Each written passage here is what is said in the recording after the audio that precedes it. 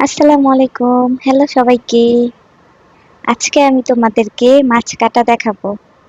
যারা নতুন মাছ কাটতে পারো না তাদের জন্য এটা খুব হেল্পফুল হবে। তো তোমরা অনেকেই বলবে মাছ কাটা আবার কি দেখানো? এটা তো সবাই পারে। হ্যাঁ, আমি জানি আমরা বাংলাদেশের মেয়ে। বাংলাদেশে প্রায় সব মেয়েরাই মাছ কাটতে পারে, কিন্তু অনেকে আছে যে এখনো মাছ কাটতে পারে না বা শিখতেছে। তাদের জন্য তারা দেখলে হয়তো মাছ কাটা শিখতে পারবে। তো আজকে আমি নিয়েছি হচ্ছে তেলাপিয়া মাছ আছে, আর আমার হাতেরটা হচ্ছে কার্ফু মাছ। তো আমি আজকে কার্ফু মাছ কেটে তোমাদেরকে দেখাবো। তোমরা যদি মরা মাছ কাটতে যাও তাহলে হচ্ছে এটা কাটতে একটু সহজ, কিন্তু আমার হাতের মাছটা হচ্ছে জিতা মাছ।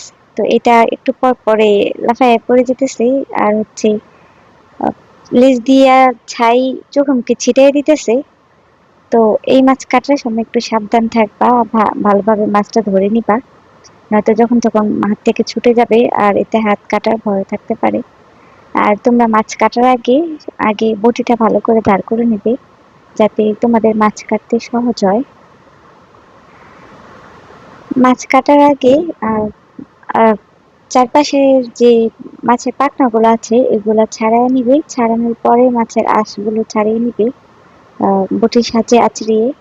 এবং সবশেষে ছাড়ানো হয়ে গেলে মাছ থেকে মাথাটা আলাদা করবে।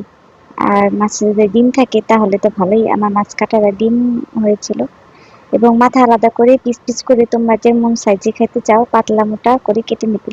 এই তো আজকের মাছ কাটা শেষ। ধন্যবাদ।